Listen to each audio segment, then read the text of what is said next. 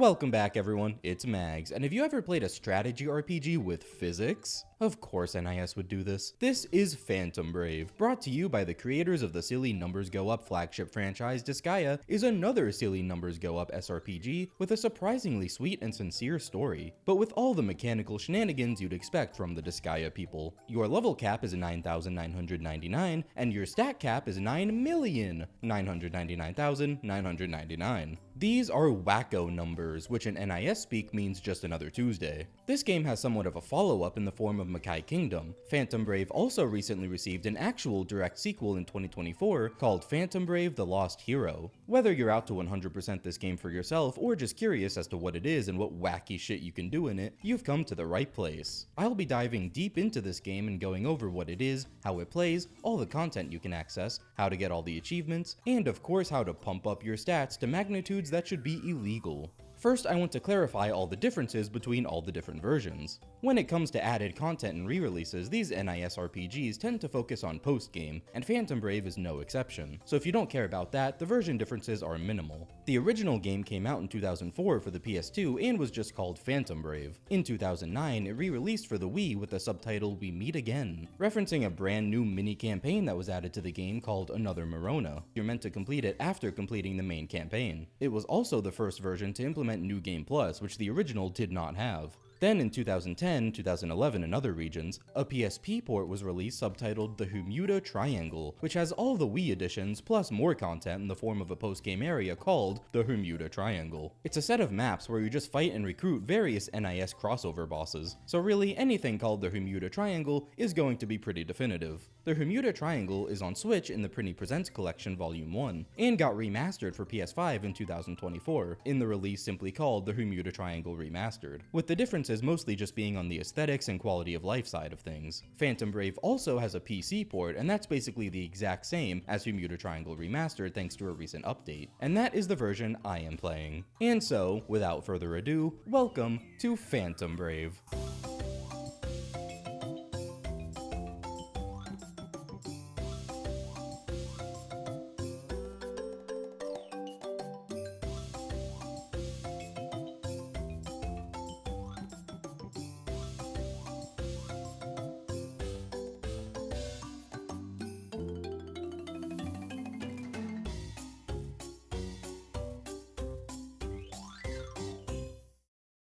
Phantom Brave follows Marona and Ash, who live by themselves on a tiny island called Phantom Isle. Ash became a phantom after an encounter with a monster that killed him as well as Marona's parents. Except Marona's dad cast a spell to save Ash at the last minute so he didn't completely die and became a phantom instead, living on the border between life and death. Marona possesses a special ability that lets her control phantoms, which is how she fights. She just wants to use it to help other people, but everyone is scared of phantoms and doesn't quite understand her power, which has caused Marona to be isolated her entire life. The game is largely about Marona's struggle to be accepted in society, her relationship with Ash, and trying to stop the great demon Sulfur from resurrecting, because this is an RPG. First, I'm going to go over basic gameplay. How does Phantom Brave work? Well, for starters, this isn't like Disgaea where one whole team takes all their turns, and then the other team moves and so on. Turn order is strictly determined by a unit's speed stat. The units with higher speed act sooner and more often. A unit can even get multiple turns before someone else if their speed stat is just that much higher. Speed is incredibly important. The combat revolves around Marona summoning phantoms to the battlefield. She always goes first, so you have a chance to do just that. Ash is but one of those phantoms. Phantoms can only be summoned by having them possess pre-existing objects on the map, which is called confining. The dispatch or confine limit for phantoms is 16, which may sound like a lot, but this includes items separately, so if a phantom has an item equipped, that counts as 2 dispatches. Marona has a certain radius she can confine within, and there's not a limit to how much she can confine in any given turn. Generally, during a turn, you can attack once or use a skill, and also move however much you want within your movement range. But confining doesn't take away from any of that, so with Marona you can do all of that and confine like 5 phantoms in one turn if you want. Also, you can cancel any movement or action until you've attacked, confined, or gone out of bounds. If those things happen, everything you've done until then becomes locked. Even lifting or throwing can be cancelled. Every object has certain stat modifiers that'll affect the Phantom's base stats when they're confined to it, like boosting their attack by 30% or decreasing speed by 70%. The modifiers, yes, can also be negative. The way an item changes a phantom's stats when they confine to it is called the item's confine percent. And that's based on just the phantom's base stats, not including extra stats from their item. This also applies to elemental affinities, by the way. Items have elemental strengths and weaknesses just like units, so when a unit is confined to an item, that item's affinities directly add to the unit's base affinities. That could be very good or very bad, depending on whether those are positive or negative. Every phantom's time is limited before they go away and can't be confined again for the rest of the battle. This is determined by their remove stat, which tells you how many turns they get. You get experience by killing enemies, of course, but phantoms also gain a certain amount of passive experience after every battle, depending on the level of the item they were confined to. That's an interesting little quirk that you'll want to keep in mind. Marona will also gain some experience after every battle, but that's based on the experience she needs to get to the next level, so she's always gaining some amount of XP when you clear maps. In battle, you can attack with skills that the phantom inherently knows, or that the item they're equipped knows. Skills can be all over the place, so I'll have a dedicated section just for talking about those and how they work later on. You can lift objects or units on the map to equip them, and you can subsequently throw them as well. Picking up an item and equipping it are essentially the same thing. The only types of items in this game are ones you use as weapons. This also includes other units. Lifting a unit will equip them as an item. Enemy units or ally units. Even dead ones, because dead bodies stay on the map. When you have an item equipped, you don't just automatically inherit all of its stats. Every type of item has a fixed default percentage called equip percent for every stat, and that's the percentage of the item stats that'll be passed to the unit. So say if you pick up an item with 100,000 attack, with an attack equip percent of 30%, then you'll get 30,000 attack from it. Some items specialize more in attack like bladed weapons, some in defense like rocks, etc. Be careful though, cause equip percents can be negative too, so you can really screw yourself over by equipping the wrong kind of item. So if that 100,000 attack item has an equip percent of minus 30%, you lose 30,000 attack from it. Since equip percent is based on the item stats, not the phantoms, if the item has high stats, your stats can absolutely plummet as a result of equipping it. You can see the numerical value of the stat change from equipping it when you hover over an item on the map. Any item from any map can be taken home to the base for yourself. When a phantom runs out of turns, it has a chance to take home the item it was confined to. As in, you just get the item exactly as it is. Every unit has a special steal stat which is used for this, and so the chance of this happening is generally based on the level of the unit versus the level of the item and the unit's steal stat. A higher steal stat means a much easier time taking items home. Generally, something will be automatically equipped when it falls on top of a unit. Great for throwing items from one unit to another, which yes, is something you can do. Not so great if an enemy happens to fall on one of your phantoms and just gets equipped. So say an enemy in a random dungeon spawned directly on top of an item. If you confine on that item, the enemy, if they're aligned properly, will automatically be equipped on your phantom if they weren't already holding anything. This is generally a bad thing. If an alive enemy is equipped, you can't target it. You cannot target any equipped items directly, so in this situation, you'd have to wait for the phantom's turn to throw the enemy away, or if the enemy goes first, they could attack and kill the phantom holding it. Unless one of your other phantoms happens to not be holding an item, then they can take it away and throw it themselves. Because yes, you can steal items from other units. Simply select lift on another unit, and you have a chance to take their item and equip it for yourself. For enemies, it tells you what the chance of success will be, and just like taking items home, it's generally based on your level versus theirs and the unit's steal stat. Stealing from allies, however, is always 100% guaranteed. Also, physics! This game is not grid-based, which already allows a ton of freedom, and jank, when it comes to aligning things properly, but also floors can have all kinds of effects like slippery or bouncy. Bouncy floors tend to eat up your movement. You'll just be ping-ponging between all the shit on the battlefield, which will all keep using DM. DM being your remaining movement. Slippery is like the exact opposite. Sliding around doesn't use DM, so you can move extremely far just by moving a smidge at a time and letting the slippery floor slide you the rest of the way. Just be careful not to go out of bounds. Yes, you can go out of bounds, as in straight up falling off the map. Usually this is an instant death for any unit, but there is one big mercy. If one of your phantoms goes OB, not as a result of an enemy, they'll just spawn back on the map no problem, like if they accidentally slide or bounce out of bounds due to physics. You can't cancel your action after going out of bounds though, but if it was an enemy that knocked them off with an attack, yeah, they're just gone instantly. This also applies to enemies though, and they do not get the mercy that your phantoms do, which means they can literally just walk off the map and die on their own, which is a very funny thing to see happen. The enemy AI in this game is insane. They will just do the wildest shit. You may think you can just cheese maps by throwing every enemy OB, but there is a catch. Other enemies will level up as a result, so the more enemies you throw off, the stronger the other enemies get. And you can never throw the last enemy remaining out of bounds. If there's only one left, you must kill it properly. Items are always immediately destroyed if they go OB, but you can never lose items permanently. They'll just be back at the hub when you return. They may be unequipped though, so just make sure to check and equip them again. The last thing I want to touch on in regards to maps is protection. Disgaea has geo symbols, Phantom Brave has protection. Items and enemies can be sending various protection effects to other items and enemies, and the only way to get them off is by destroying whatever the source is. There can be multiple sources, and any one source can be sending protection to multiple objects. This is anything from stat modifiers, both positive and negative, OB immunity, sticky, which means you won't slide on slippery floors, grounded, which means the phantom confined to that object can't move, to straight up invincibility and anything in between. There are lots that you'll see. I'll go over everything in more detail naturally as I go over the different facilities and such, but that's Phantom Brave combat in a nutshell.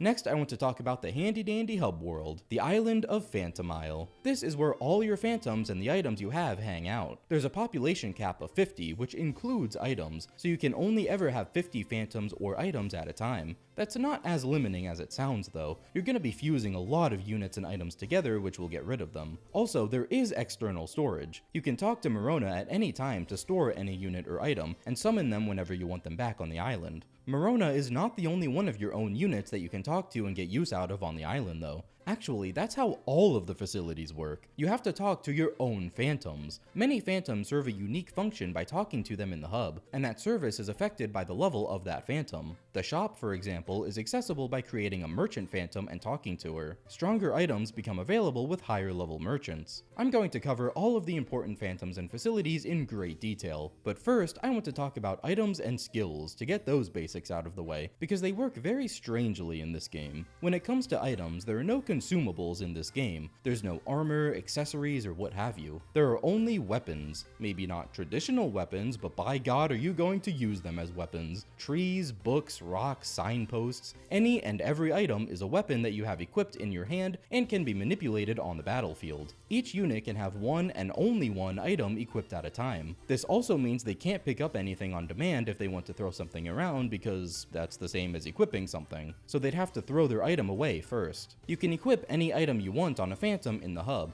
and they'll automatically be holding it when you can find them in battle. Or if it's Marona, she'll just have it at the beginning of the battle. That's basically the thing to know about items in Phantom Brave. I already talked about equip percent. If you want to increase equip percent on an item, because that is something you can do that through fusion. And I'll talk extensively about fusion later, so I'll go over that then. Also, weird thing to note about equipping items, HP is also a stat that an item has. But when you gain HP from equipping an item, it only increases your max HP. You don't automatically heal to that new max HP, not even through the healer NPC. So when you spawn in battle with that item, you'll still only have your base HP, with the excess being empty. You have to actively heal yourself in battle to top all the way up, which is very annoying. There's a certain passive skill called Healing Steps, or Healing Birth, but Healing Steps is better, that can help out with that, which I'll cover when I talk about important passive skills. Speaking of skills, let's talk about them. Any skill a unit can use comes from skills that unit inherently knows, or skills that are attached to the items they have equipped. Skills come in 7 different types, and every unit has a special affinity with each type of skill, from F to S. Skills can be leveled up by using them, so the unit's affinity determines the rate at which they gain skill XP. The higher the affinity, the more skill XP they get.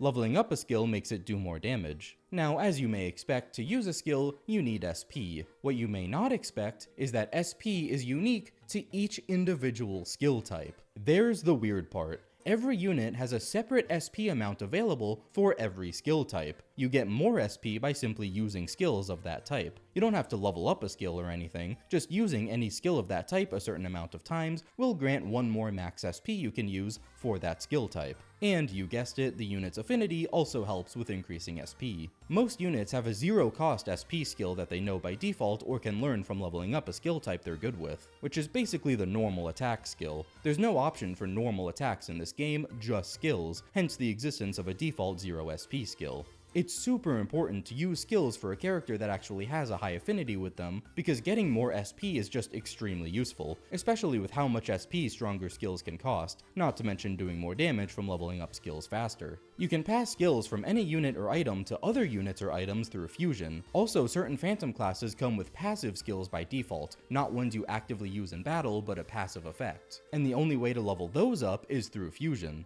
So again, that'll come up during that section. Fusion is very important. As a last minor note before we get into facilities, the island itself holds some special secrets. The physics and mechanics of combat actually hold true even in the hub, as in you can lift and throw any unit or object you want. You can even damage units by jumping on top of them. The island holds 7 wonders, all of which are super useful in the early game. If you jump in specific spots on the map, you get rewards. 5 of these spots each give you 100 Bordeaux, the currency of Phantom Brave. There's one here, here, here, here, and here. So there's an early 500 boar for you. But did you know that you can also get on top of this tree? Just use an extra unit, even if they're lying on the ground dead, for some extra height and you'll make it. Jump on top of this tree for a special item called a change book. This is one of 2 items that let you reincarnate. You can do that with the healer phantom, so I'll explain what that is when I talk about the healer facility. The tree also holds the 7th and final secret. If you gain mega altitude by stacking a whole bunch of items on top of each other on the tree and climbing them,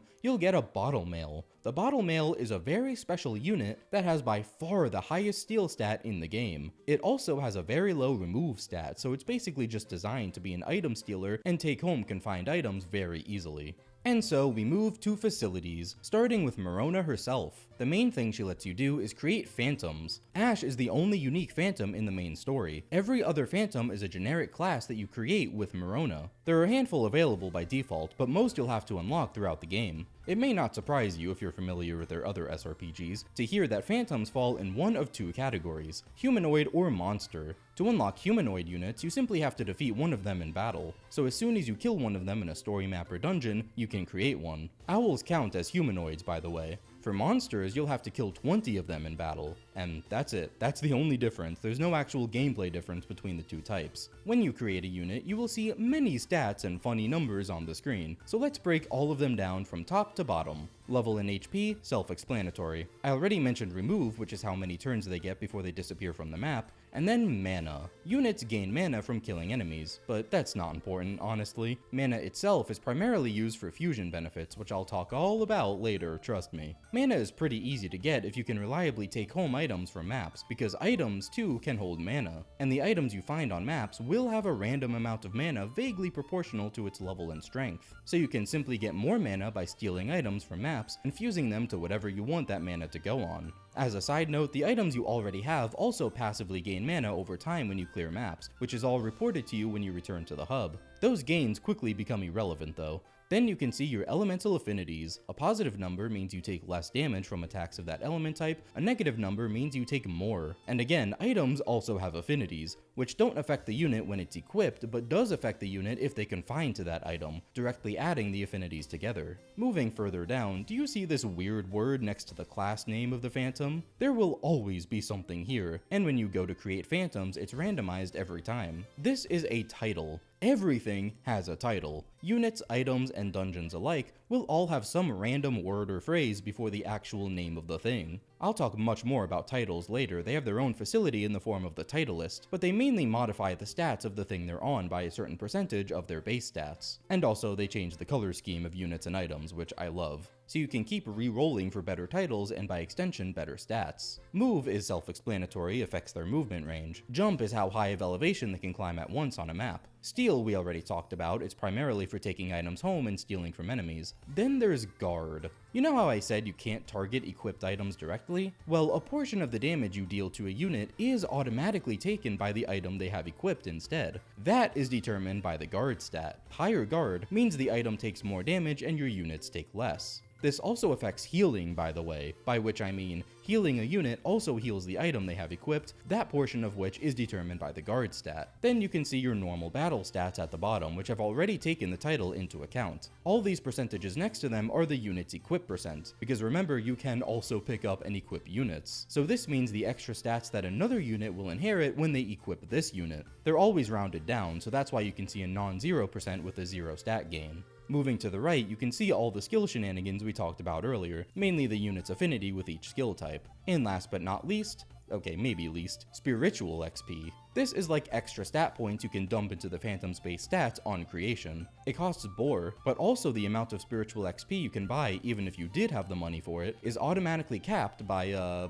this here formula. Basically, it's just based on the highest level you've ever gotten that class to before. If you've never created the class before, it automatically just defaults to 3, but the formula dictates that a level 1 unit gives 10 spiritual XP, so you can just create the unit and then immediately create another one for the 10 spiritual XP. The hard cap on spiritual XP is 300. The stats you can put spiritual XP into also include elemental affinities to improve them. Now, a lot of the strength you gain is actually just from the items you can equip, so really you can use any phantoms you want. Even if a phantom has low speed, you can make up for that by giving them a high speed item. You can manipulate stats pretty handily through fusion. As you'll see, even level will hardly matter at a certain point. The important things to keep in mind are really just a phantom's remove stat and their steal stat. I do recommend having at least some phantoms with high remove, like Scrabbits. Scrabbits also have pretty high speed and attack, so I loved my Scrabbit in the early game. You'll get them in Chapter 3, where they're the primary enemy in the story maps. If you want to unlock a certain class but don't know where to find them, random dungeons can help a ton. Every enemy falls into a category, and when you roll for dungeons, you'll see the category of enemies that spawn there. This is a good way to hunt for specific enemies to unlock them for creation. This is done through the Dungeon Monk Phantom, which I will go over extensively. You'll really want to gun for the Bottle Mail class, which are categorized as weird enemies, for their aforementioned extremely high steal stat. A last important note about units themselves is that many of them come with a passive skill by default. For example, the Fenrir monster class has Quick Attack, the same skill Ash has, that allows it to act immediately after being confined, regardless of its speed. There are some really good and important passive skills in the game, and I'll have a little section where I talk about the good ones you'll want. To finally move on to other facilities, we have the Healer. This is one you'll have by default, accessible through the Healer Phantom. This basically works like the Disgaea Hospital. You can heal your units to full at a cost of Boar. It costs more to revive dead units, but you can do that too. This applies to SP as well. SP for skills isn't automatically refilled, so if you don't heal here between fights, that SP will still be gone. Also, in regards to reviving units, there's one thing that I have not mentioned about dying. I said that dead bodies stay on the battlefield, so what if they keep taking damage? The answer is that they double die. A unit will disappear completely if they're over-damaged enough. This means they are actually dead, a categorically different state. When they're in this state, you cannot simply pay Boar to the healer to get them back. You can still get them back, but you have to sacrifice an item instead. Also done with the healer. Any item will do. When you revive a phantom this way, they won't be on the island again automatically, you'll have to manually summon them back with Marona. That's not all there is to talk about regarding this double death thing though. You see, there are 2 specific items that grant you a special option if you sacrifice them to get a unit back, which is the healer's secret function of Reincarnation. The 2 items in question are Change Books and Eggs. These are both super rare items. You may recognize the Change Book as one of the 7 wonders you can get on the island right away. This is its true purpose. Eggs are found in the Stamp Rally postgame maps only for their first clear, so definitely take them home when you can. You also get another Change Book as a reward for doing all the Stamp Rally maps. Otherwise, the only way to get these items on demand is that they can only be found equipped on bosses of random dungeons that are at least level 50 and at least 11 floors deep.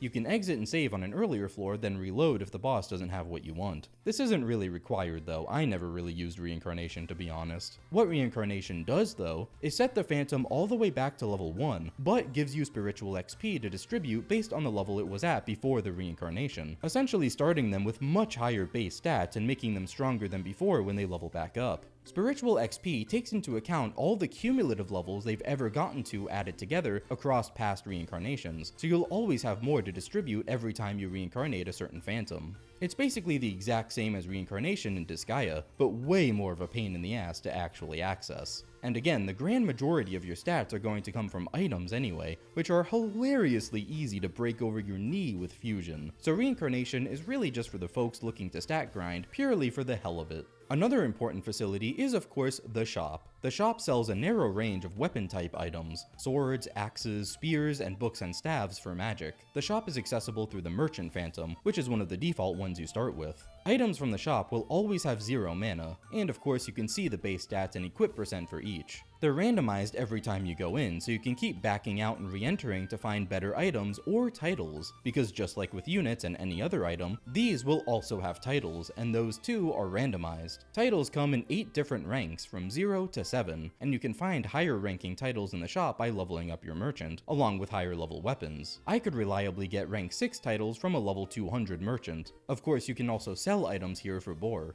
A more minor facility is the Witch. The Witch Phantom, also one of your defaults, just lets you organize your skills. I'm lazy and never really did this, but even I can recognize how helpful it can be, because you will get to a point where you'll have a ton of different skills of all different types on both units and items, and it can get very disorganized very fast. So just wanted to shout out the Witch real quick. Then we have the Blacksmith. This class is unlocked during Chapter 1 very early. It's touted as being super important. Really, it's just good for teaching item skills. See, items have a list of skills that are latent, not automatically available to use by default, but are purchasable with mana through the Blacksmith. The higher level your Blacksmith is, the lower the mana cost. The Blacksmith can also directly level up your items. In fact, it's the only way to level up your items. The mana cost for leveling up an item depends on the amount of XP actually required to get to the next level. Items earn XP on their own through killing enemies, but will not level up automatically. They'll just stay 1 XP away from the next level threshold. You need to go to the Blacksmith to manually push it to the next level.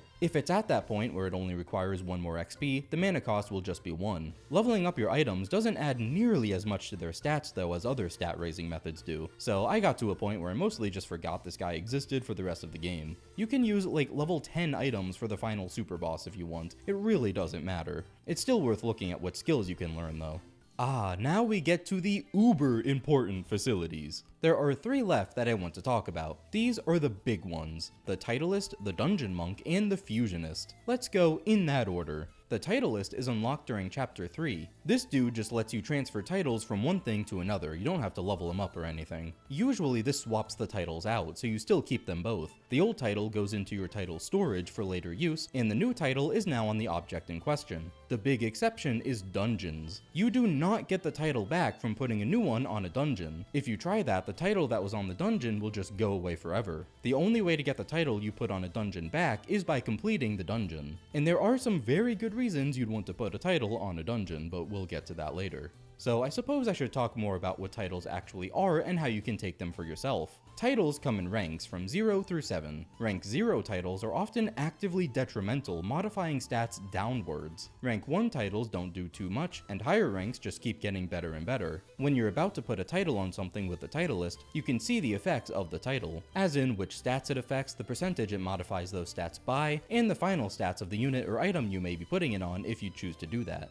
Titles can modify other parameters too, such as the amount of experience earned from units and items that possess that title. Titles can also increase affinities with certain skill types, and some titles even have specific skills that a unit or item will inherit if they have that title on. Most titles can just be found in your normal places like the shop or through the random ones items will have in dungeons, but some special titles can only be found above a certain floor threshold in dungeons, the actual enemy levels notwithstanding. The Legend title, for example, can teach you the skill Dimension Slash, which is super strong, and can only be found on items in dungeons on at least floor 61, which may sound high, but the dungeon doesn't have to be that high of a level, making it trivial later on save for the time commitment. I specify that titles are found on items in dungeons, because item titles are always randomized in dungeons, whereas the enemies all have the same title as the dungeon itself, but more on that when I talk about dungeons. Getting back on track, here's how you can actually take titles for yourself. You must own a unit or item with that title, pick it up in the hub with Ash, then talk to Marona with it. This gives you the option to sacrifice that unit or item in exchange for its title. So a convenient way to get certain titles can be literally to just reroll Phantom Creation or the shop to find titles you want, then sacrifice them to Marona. For rarer titles, like the ones that can only be found deeper in dungeons, you have to be able to take home the item with that title and sacrifice it.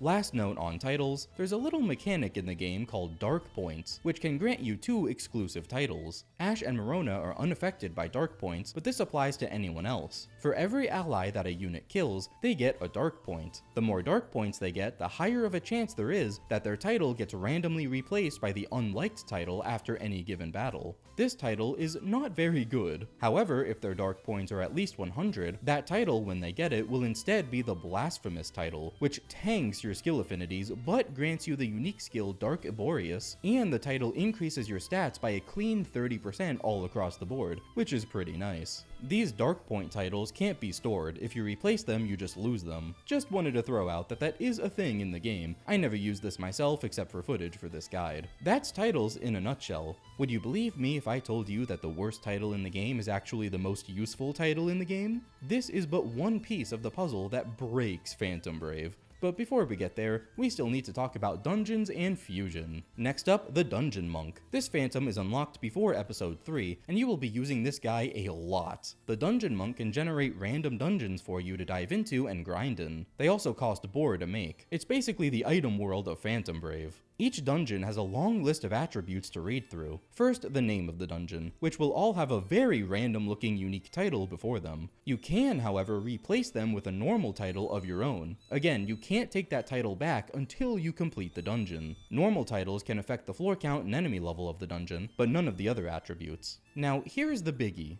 Putting a title on a dungeon means that every enemy in that dungeon has that title. The items will still have random titles. This is highly abusable, as we will soon see. Now, the last important thing about titles on dungeons is that clearing dungeon floors slightly improves whatever title is on the dungeon. A few random stat modifier percentages will increase at a time. This, however, also applies to the enemies because they have that title on. But it can be very beneficial for gaining more stats for yourself when you eventually take that title back. Okay, on to the other attributes of random dungeons. Enemy level, self-explanatory. Enemies on this floor will be around this level. The items will always be exactly that level. Levels scale up fast as you progress in a dungeon, so definitely be careful. And again, the title is also improving as you climb through the dungeon, making enemies just that much stronger on top of that. Floor number, also self-explanatory. The max amount of floors any dungeon can be is 99. Size is how big the floors generally are. There are small, standard, and large floors. Number of enemies, same thing. General volume of enemies on each floor, between few, standard, and many. The differences are very noticeable, so you're going to want to go for small and few dungeons anytime you can.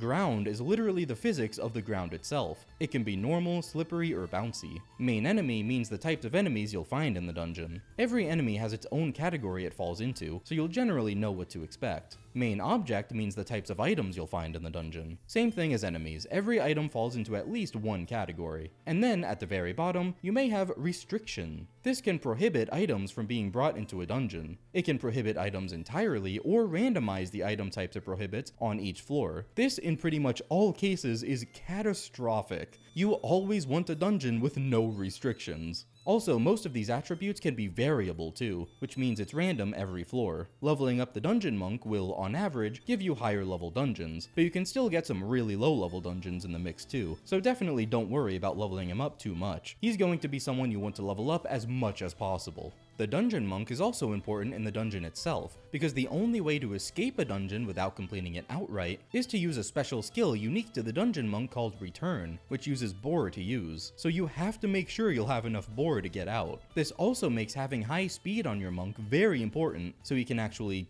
get a turn to use it. If your monk dies and you lose access to Return, GG's. There are ways to transfer skills from one unit to another through fusion, including Return, but the mana cost to do so in the early game is steep. Also, Return costs 10 times more boar to use on a unit that's not the Dungeon Monk, so keep this guy handy and up to snuff, at least in terms of speed. At any point, you can encounter a special floor. These are like mystery rooms from Disgaea, but much less helpful and much more annoying. More often than not, they're just going to be much more difficult than your average floor. They can have more enemies, stronger enemies, different items than the rest of the dungeon, etc, etc. Some will give you more gains like 2 times mana or experience. There's one called Lone that only features one enemy, but that enemy is extremely strong. Even if you're doing well in a dungeon, one of these can crop up at any time and annihilate you and your progress. For every consecutive floor you clear in a dungeon without exiting, you'll get extra experience. A stacking plus 10% multiplier will be added to experience gain on every floor. This is important for a specific power leveling technique we'll talk about. Remember that you can passively gain experience after each battle just from confining to items, more experience for higher level items, so don't worry about needing to actually kill enemies for XP's sake. Also, clearing dungeon floors has a chance to give you a combo item. This is just some item of the same type and level as the items in the dungeon, but given to you for free. Combo items don't take up population space on the island, despite still being perfectly equipable and usable in battle. This is merciful so they don't stockpile too much and clog everything up. Combo here is a title on the item. The combo title is unique to these items, and a major drawback is that it can't be replaced with any other title. Don't get too attached to a combo item, they're mostly good for just fusing into other items. And speaking of fusion, that is our last major facility stop, the Fusionist. Unlocked in Chapter 2, this phantom lets you fuse items or units together. Yes, units can be fused too. For simplicity's sake though, I'm just going to keep saying items when I'm speaking generally. One item is the base item, which is what remains after fusion, and the other is the fusion item, which you lose and which the base item can inherit the benefits of. When you fuse items together, their mana combines, and you can spend all that mana on whatever benefits you want that can result from the fusion. The benefits are opt-in, which means you can just do nothing, which costs no mana, and purely fuse for the sake of getting more mana on the base item. That is a very effective way of grinding mana, just stealing items from maps and dungeons that have a lot of mana and chucking them into something else with fusion. If you want to actually enhance an item with fusion though, you're gonna have to spend that mana. Now your options are different depending on whether the base item is an actual item or if it's a unit. I'll go over actual items as the base first, since they have more options. There are three main things you can do here. The simplest to explain is just inheriting skills. The base item can inherit basically any of the skills that the fusion item has. Each one will have its own mana cost to inherit.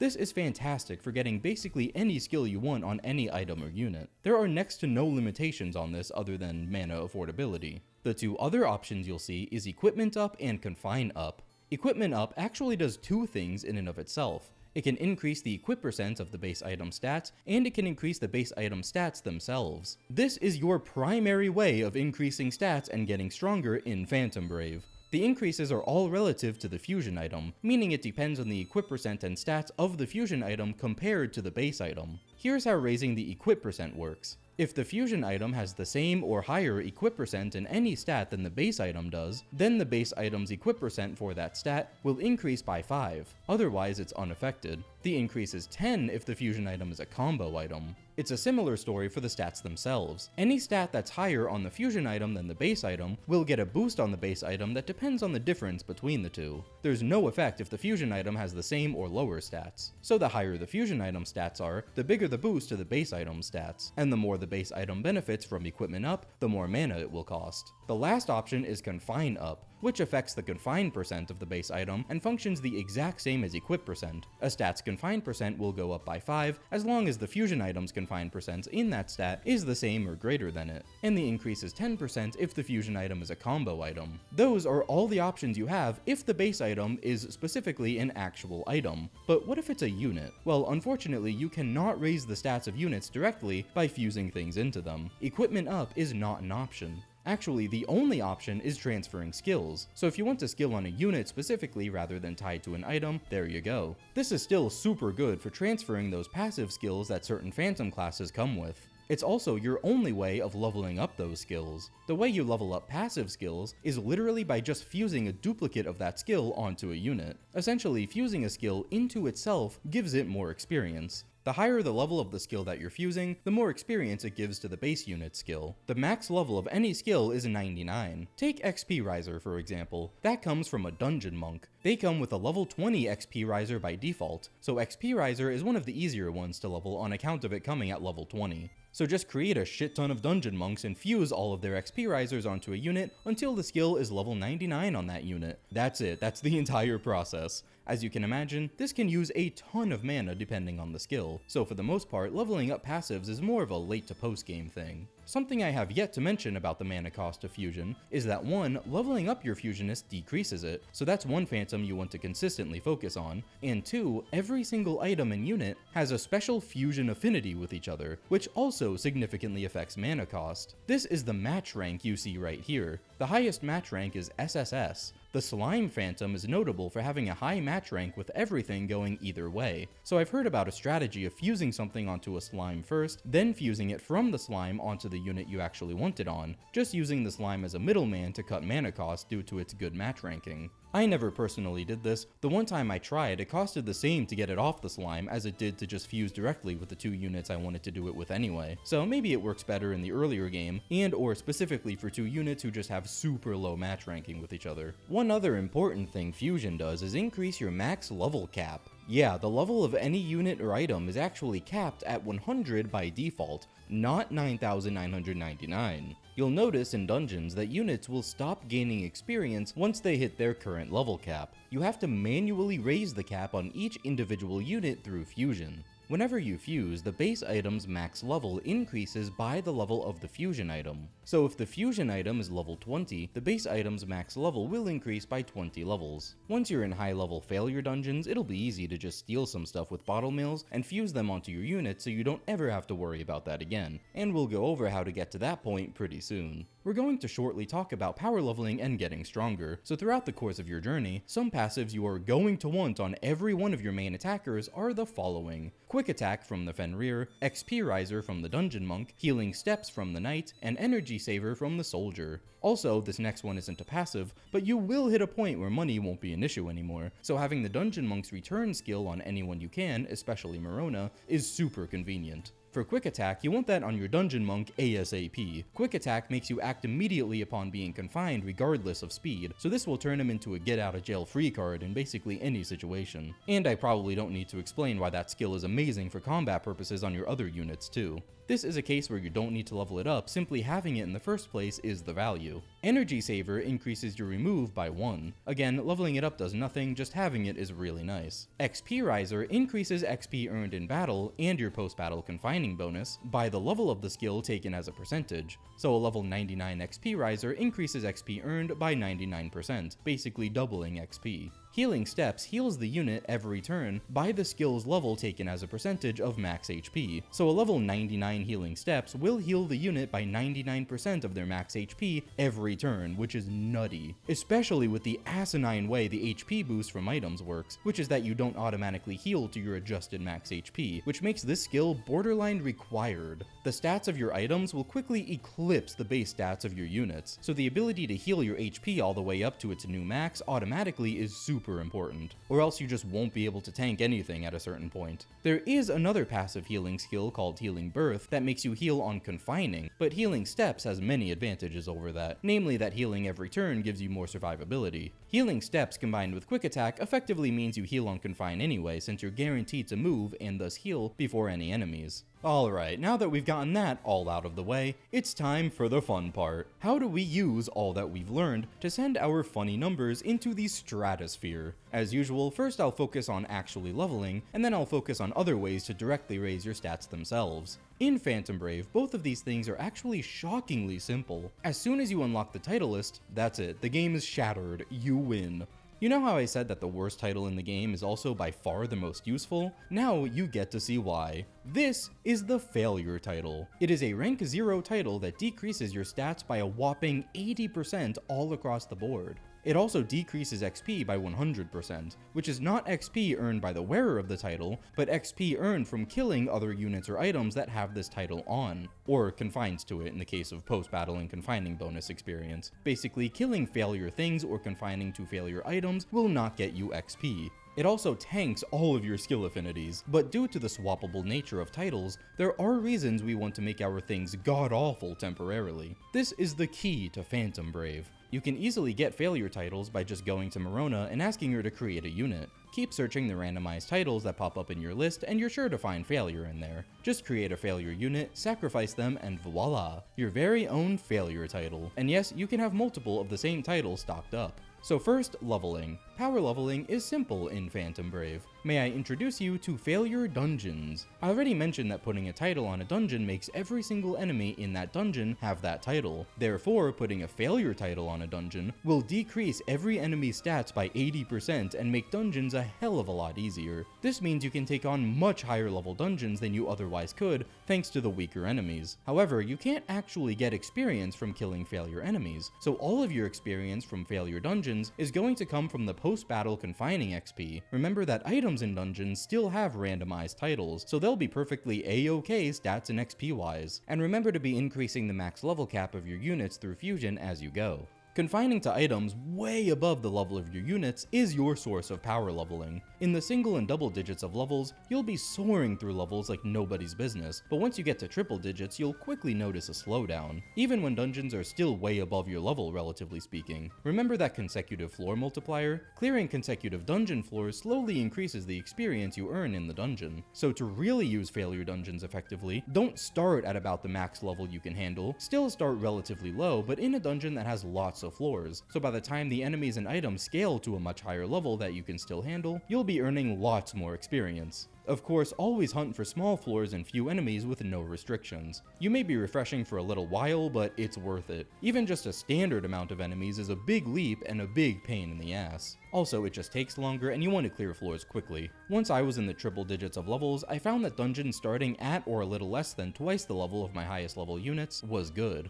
It still certainly takes time, but it's relatively easy. If you have some experience with this, you might think that even at that rate, leveling to 9,999 is going to take eons. And you're right, don't do that, you don't need to. My very highest units were only ever at about level 2000. That's because base stats from leveling pale in comparison with the stats you get from items. That is the real meat of getting stronger. Leveling is still important for your facilities though. I highly recommend focusing on your Dungeon Monk, Fusionist, and Merchant, along with your actual attackers. You'll want higher level dungeons from the Dungeon Monk, less mana cost from Fusion just makes Fusion easier, and the Merchant being higher level means an easier time finding higher ranks of titles in the shop. Leveling is also important for taking home items from maps and dungeons. The higher your level, the higher level of items you can take. So also focus on your bottle mails. Like, I mean it, absolutely create and focus on leveling some bottle mails. I had two. At around level 2000, they could take home level 9,999 items, no problem. So leveling is all well and good, and will definitely carry you through the main story. But, well,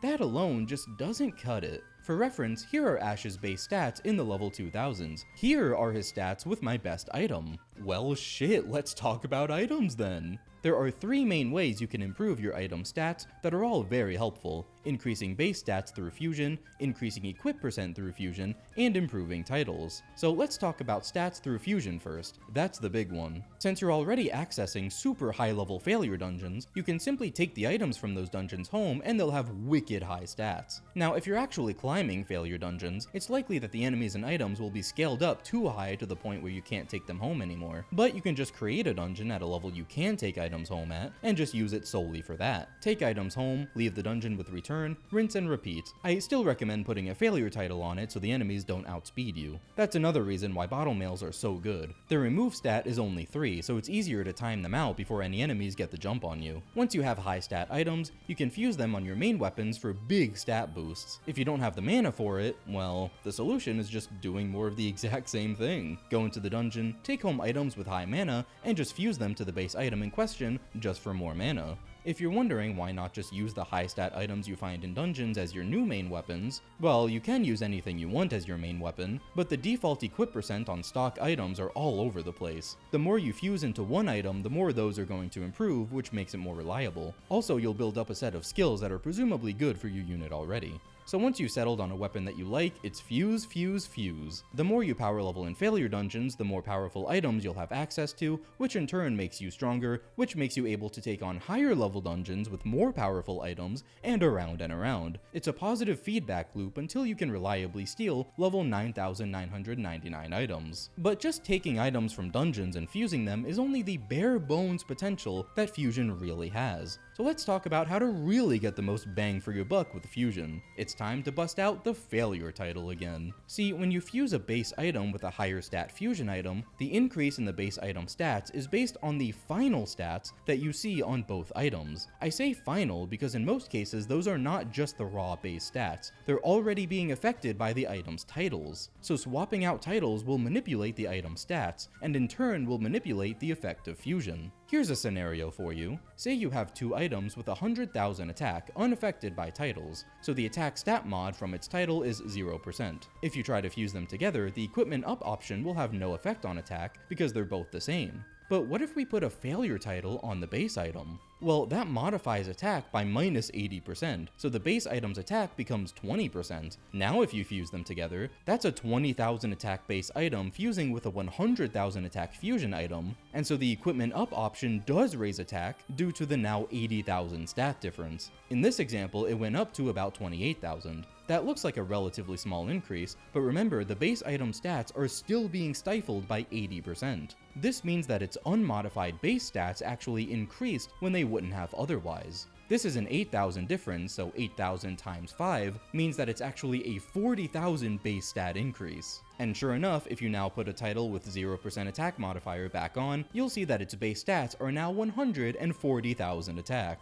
And you could keep going. With the failure title, this is still only 28,000 attack, so keep fusing high attack items on this thing and it'll keep climbing. And the higher it goes, the less mana each subsequent fusion generally costs due to the decreasing stat differences. Once you're satisfied, put the old title back on and bask in your sheer power. Normally, you're going to want to be using titles that have high modifiers for your damage dealing stats, so realistically the differences are going to be even greater than this example showed. Here's that same item, which now has 140,000 base attack, with a title that grants plus 60% attack instead of 0%, a whopping 220,000 attack. I like to call this process of throwing the failure title on the base item during fusion to supercharge its stats, failure fusion. By no means did I come up with this method. Basically everything in this video has been figured out for a long time, but I'm putting a name on it just so I can easily refer to this whole process. So with failure fusion, this means you can catapult any item's base stats. And if you really want to squeeze more stats out, you can go the other way and manipulate the fusion item stats as well by putting a good title on it.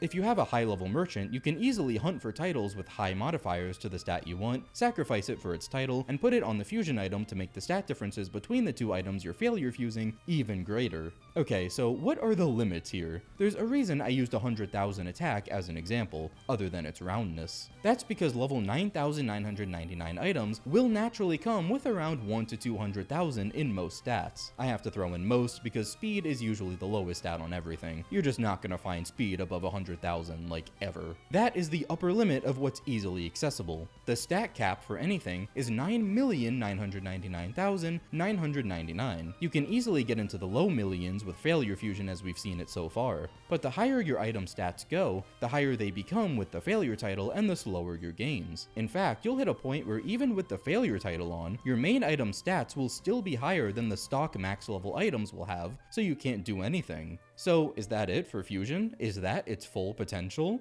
No. You've already created an item with much higher stats than that with those max level items and failure fusion, so why not do it again and make those your fusion items? Essentially, you can failure fuse a secondary base item to supercharge its stats a little bit, then use that as your fusion item to failure fuse into your main item. That's an easy way to create fusion items with well above the stock 1 to 200,000 attack. That'll really help increase its stats. It's like adding another layer to fusion. You can add as many layers to this as you want, and this is where putting a good title on those fusion items can really help a lot too. Really, if you're willing to grind for it, fusion has infinite potential in this way. You can always fuse something with the stats you want. You just have to fuse other items so they have the higher stats required to boost the stats on your actual target item. This is how you can send your stats into the high millions. Now, while fusion is the major bulk of where you can get your stats, there are two other more minor but definitely not insignificant things you can do to get more stats out of items. Sticking with fusion, you can increase the item's equip percent for the stat you want. Equip percent is nice because it scales directly with the item's base stats, and well, we know all about how to raise those now. So the more you increase your equip percent, the more stats you gain from equipping the item. And here's the thing, it can go above 100%. I'm not entirely sure what the cap is, if there even is one, but it doesn't matter much because it becomes literally exponentially more difficult to raise the higher it is, so it won't take long to get to a point where it's just not worth it anymore. I've talked about the fact that you can raise a stat's equip percent by fusing it with an item that has at least the same equip percent on that stat. The fact that this works when it's the same is really going to pull its weight, because that's the key to pushing it higher. If you're focusing on attack, bomb items are great, because they come with a default 80% in attack equip percent. They're categorized as tools, so you can find them in random dungeons with the tool item type. If you collect a bunch of bombs, or whatever item you're using, fusing the two of them together will then yield a bomb with an 85 attack equip percent. Well, do that with 2 more and you'll have another bomb with 85 attack equip percent. Then you can fuse those 2 bombs with 85 attack equip percent into a new bomb with a 90 attack equip percent. Once again, fusion is the key. You can keep raising equip percent to get what you need to then raise it on your main item. Ultimately, I got mine to 115% attack, and 115% speed for that matter. Once again, the tool item category has a great item for speed, which is the trolley. It has a 90% speed equip percent by default. That's a nice, straightforward way to directly raise your stats, which raising the base stats of the item directly contributes to as well. The last piece worth doing for stats is improving your title. We're gonna move away from fusion now. I'm sure you can imagine that since titles directly modify your stats, it can be important to actually be using a good one. You can look up charts and stuff about which titles affect which stats and by how much, as well as skills you can learn from them and whatnot. One of the coveted ones is a rank 7 title called Legend. I mentioned this one earlier. With it, you can use the skill Dimension Slash, this type of skill that's very strong. It has a plus 40% attack modifier too. You can find it in any random dungeon after floor 60. Go for it if you want, but you can also just use any other title with good stat mods like I did. I didn't actually use Legend at all.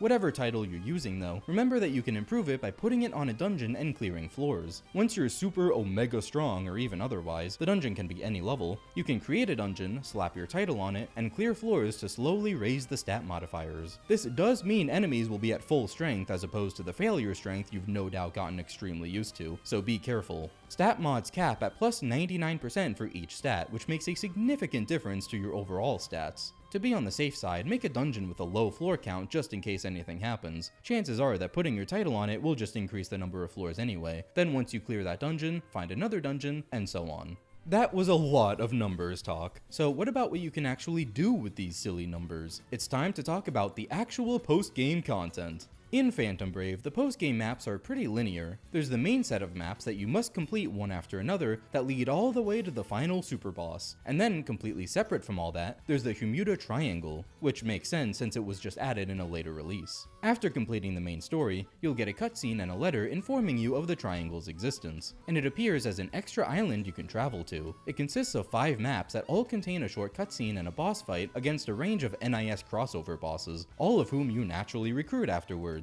The 5th and last boss of the Hermuda Triangle is level 1500 and has about 200,000 HP. The real meat of postgame is the main series of maps though, which start with the Stamp Rally. You'll find a letter in your mailbox after the main story that tells you where the first Stamp Rally map is. There are 8 Stamp Rally maps in total, and you'll be told where to go next after each one. All of these maps only appear as they do in the Stamp Rally once, which is important because they all have eggs in them. If you want to keep your reincarnation options open, just make sure to get the eggs in these maps. The enemies slowly scale in strength from roughly where the end of the main story had them. The only one here really worth lingering on is Stamp Rally 2, because it has a puzzle-ish setup with 2 Prinnies giving each other invincibility. So how do you deal with that if you can't damage either of them? Just knock one out of bounds, that'll still kill it, and then you'll be free to kill the other. Once you've completed the final Stamp Rally map, you'll get a free change book for your troubles, yet another item you can use for reincarnation.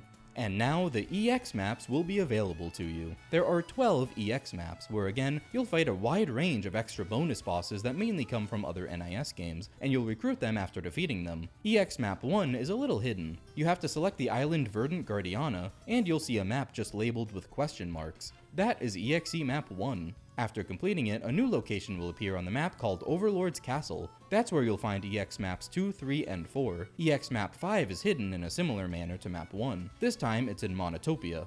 EX map 6, well, you won't be able to access EX map 6 even after completing 5 just yet. For whatever asinine reason, to unlock certain EX maps, you must stop and complete a random dungeon with certain specifications before it becomes available. After completing EX Map 5, you must complete a random dungeon with at least 30 floors and level 300 enemies at the bottom floor. Only then will EX Map 6 open. It's unbelievably annoying, I know, you will have to do this 2 more times. EX Map 6 and 7 can be found on the Island of Evil. Now stop again and complete a random dungeon with at least 50 floors and level 500 enemies at the end. Now EX Map 8 is in Forestia. Now stop and complete a random dungeon with 99 floors and at least level 1000 enemies at the end. I wish I was kidding. Especially because by this point, those requirements are an absolute walk in the park. It's just tedious. Anyway, now there will be no more interruptions and EX Maps 9 to 12 can be completed. A new location will appear on the map called Castle of Ball. We're in the endgame of an NIS game, of course Ball is here. This is where the bosses start to get meaty. And also the recruitable characters are no more. The Castle of Ball only hosts non-recruitables designed to fuck you up.